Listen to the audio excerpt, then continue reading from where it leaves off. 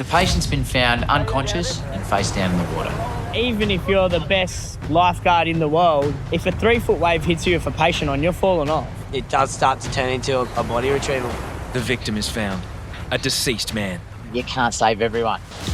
So I'm with Whippet and we're in the Northern Tower. From the north to central, we've got the cobbies bringing in someone in between the flags. Oh, is that story ready? It can be the difference between life or death, whether you've got to drive through that crowd and take another 30 seconds to a minute, or have a tower sitting there when someone's ready to go. Yeah, the cobbies are working on someone in between the flags, Max. I'm just heading out there now. Yeah, copy, mate.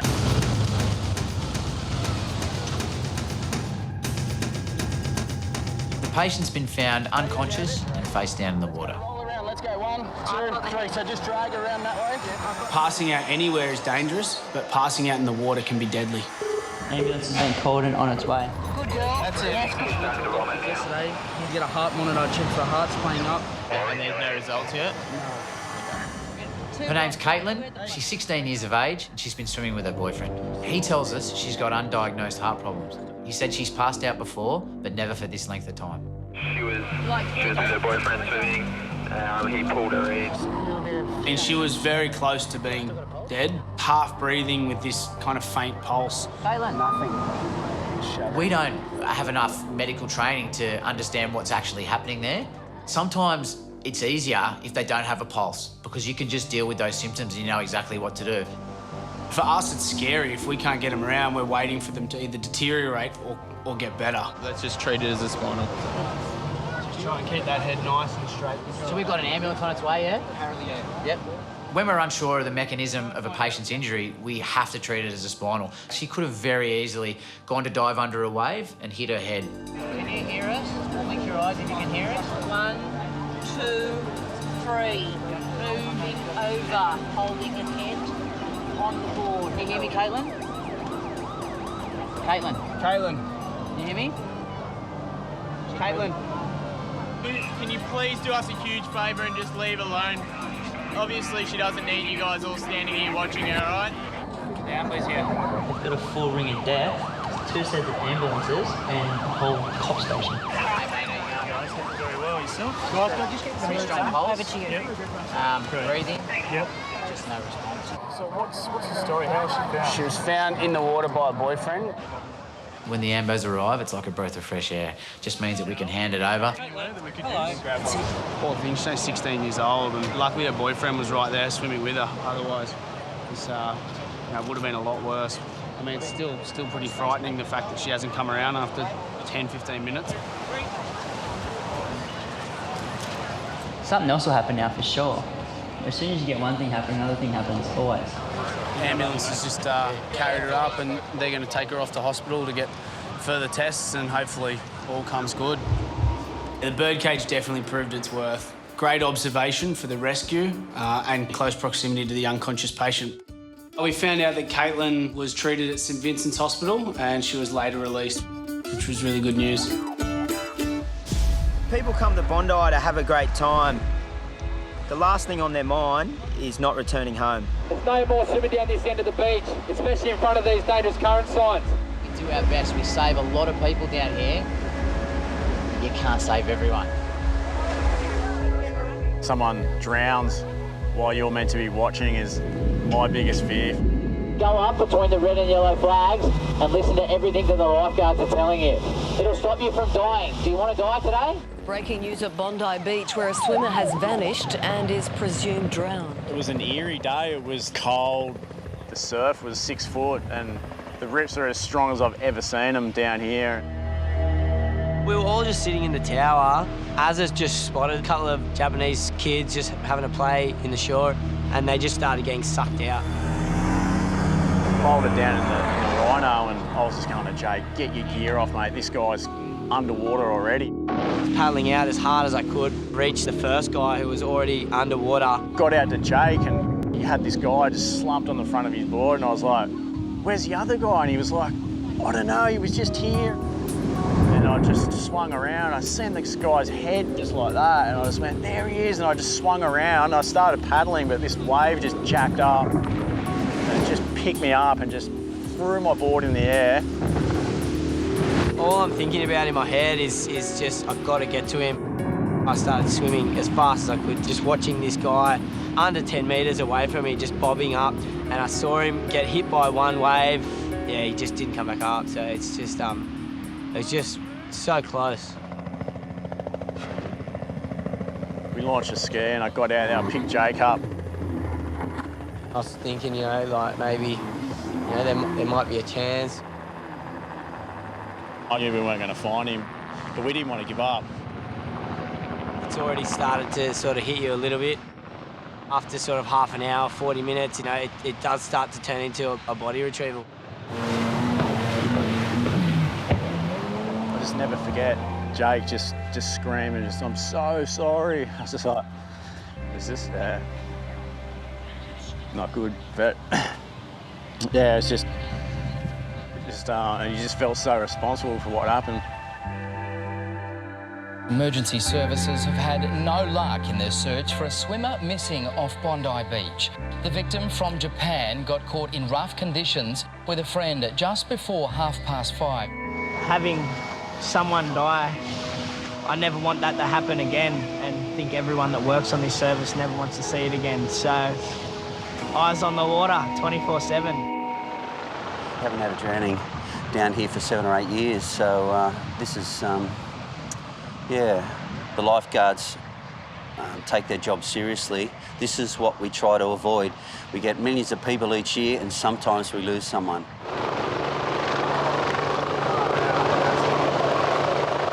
Shoei was 22 years old. He came to Australia to learn English. He'd been here for 2 months and he was in his last week of study.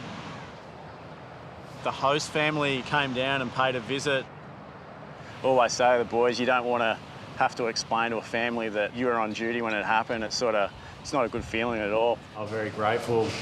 They knew how much effort we put into trying to save him, but I explained to them that we did our best, but our best wasn't good enough on the day. This has definitely changed me as a person. It's opened my eyes to what, you know, what the dangers of everything is, like how easy it is to lose someone, how quick it happens, and, you know, it's just made me appreciate life.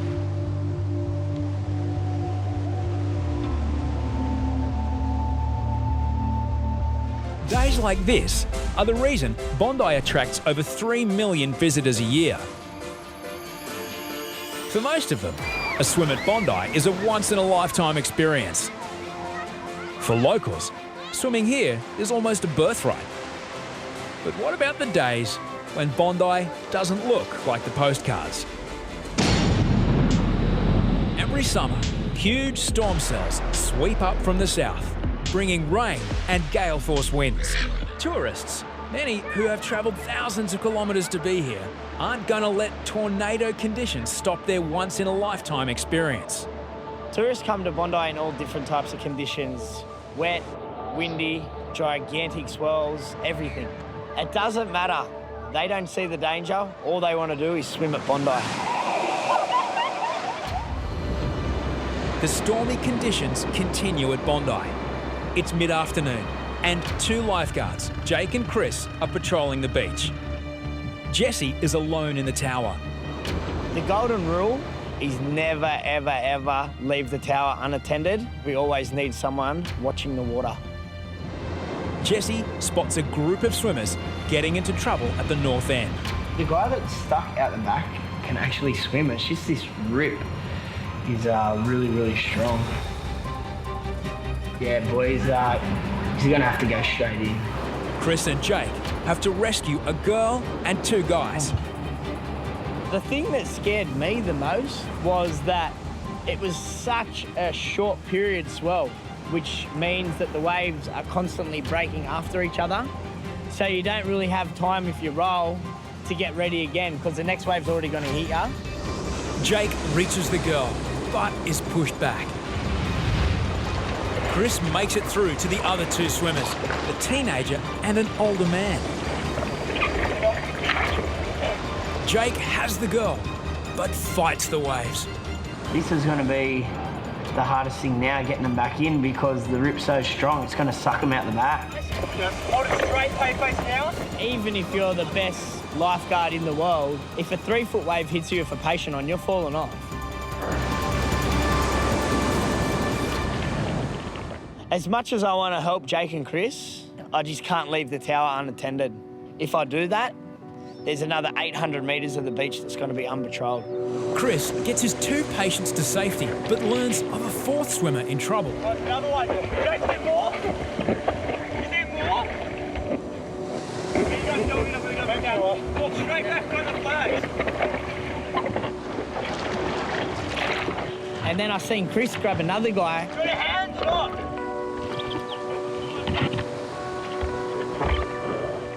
Then Jesse spots yet another person in trouble, a 5th swimmer further up the beach.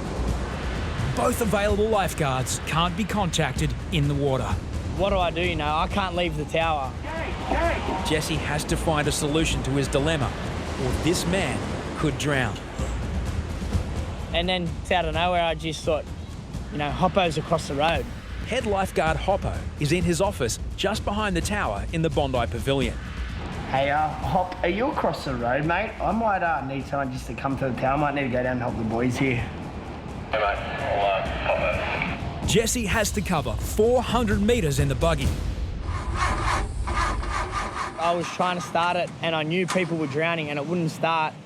And then all of a sudden, it just started, and I just pinned it, not even noticing how fast I got. Another one falling off the bank that Jesse's gone in for. Moments before Jesse reaches the patient, a pair of experienced body surfers hold the swimmer up. These things happen. You get 2 or 3 go at the same time, makes it a bit more difficult. All 5 swimmers are accounted for. That's all right. Thank you. 17-year-olds Jai and Natasha are on holiday from Melbourne. Just too strong today. Yeah, it was just really rough, I think. Too rough today. Yeah, a bit hard, and we're pretty confident swimmers, so thank God they were there though. That's awesome.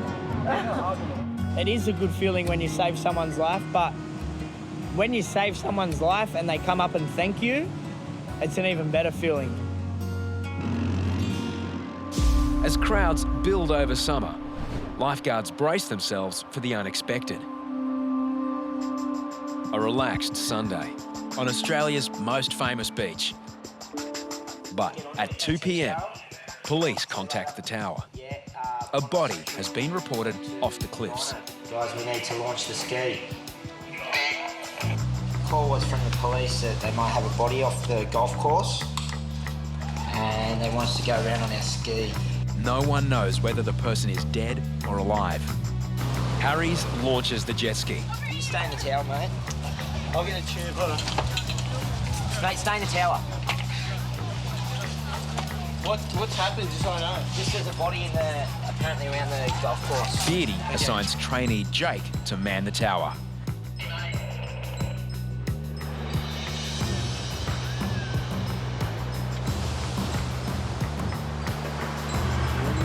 A trainee wouldn't normally be given the responsibility of manning the tower, but there are just 3 lifeguards left to patrol Australia's busiest beach. Hopefully it's not a person, but, you know, more than likely could be.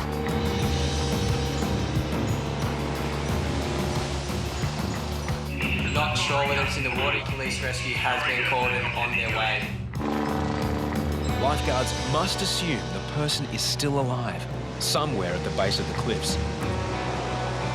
There's only one way to get there.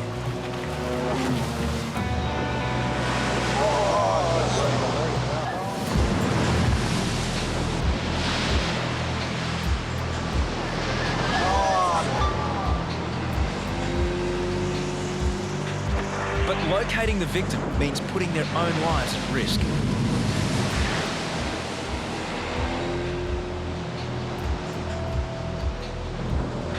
As Beardy finally makes it onto the rocks, police direct him to the reported location. Back in the tower, trainee Jake has been holding the fort all on his own. On the lifeguard safe speaking. Hi. Sorry, this is not a really good time to call. Can you please call back in about half an hour? It's been really busy. Thank you, sorry. Bye. Beardy hasn't been able to locate the body. Air and Police Rescue join the search. They can't see the body, but they're assuming that it's on the cliff and the helicopter's hovering, so I don't think it's in the water. That's the latest update we've had. Nothing from the police yet. Eventually, the victim is found. A deceased man. Nothing to do with us now. It's like right up on the top of the land. With police now in charge, lifeguards can return to the beach. Yeah, they've declared the area a crime scene, so... Copy. We're out. We're gone. The man has been dead for some time, but lifeguards never make assumptions. Only not too long ago, we did go around and the person was alive, and we made the right decision to go in the water. For trainee Jake, being thrown in the deep end was a challenge. He had a massive role. He had to do probably 3 or 4 things at once. Yeah, it would have been extremely stressful up in the tower. It's just a bit overwhelming. I had 2 phones ringing and I was contacting the helicopter and I was doing 4 or 5 things at once. My brain was just racing, you know. At 8:30, a man comes to the tower. His friend has been missing after going for a late night swim. Last seen about 3:30 in the morning, eh? Yeah. Around the rocks. Around the rocks, yeah. Is he known to, has he got erratic behaviour or anything like that? No. So he's pretty out of character, right? Working decent bloke, that's it. Yeah. Fred and his cousin Eddie finished work in the early hours. The pair had a few drinks. Then Eddie planned to swim the length of the bay in complete darkness. He said he wanted to swim across. He normally does that. And so at that time of the night, he wanted to swim across? Yeah. I mean, an hour past, I was talking to the fishermen and... I don't know. According to Fred, his cousin has now been missing 5 hours. Azza calls police. We've just got a guy down here who's been missing his friend since 3:30 this morning down here at Bondi. He was last seen heading around the rocks at North Bondi, around the point. And his car's still here. His mate's still got his clothes in his hand. And that's pretty much, the last he's seen of him. Right? Yeah, mate.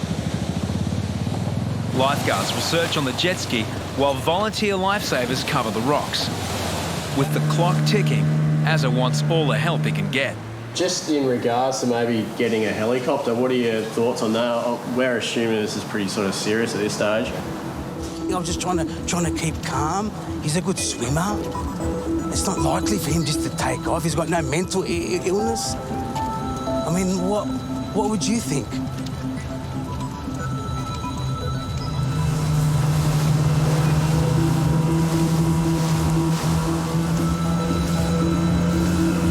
Then news from volunteer lifesavers.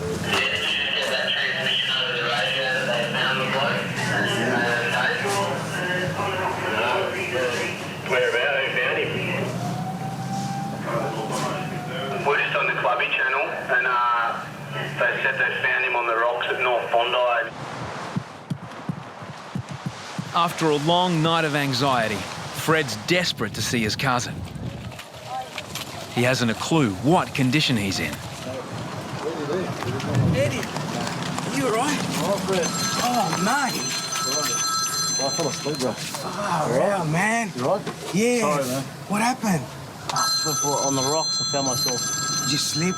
It's hard to tell which of the 2 men has had the worst experience. I waited for sunset. I walked all the way around. Look, I didn't leave one hole or the foreshore unnavigated. No, we'll let you go. You guys will let you go. With Eddie safe, police close the case. Thanks a lot. All the best, mate. Leaving the cousins to reconcile. Are you stupid or what? Nice, that's good. It turns out Eddie never went swimming at all. He never made it off the rocks. I slipped down and I just sat there. I said, I'm not going to climb this. I was a bit scared. So I said, I'll just wait, see what happens, and then I fell asleep. And I woke up about 8:39. I totally suggest don't go for a swim at night. Eddie can finally get on with what he came for. Now I feel like a swim. I feel like cooling off. Yeah. have a little swim.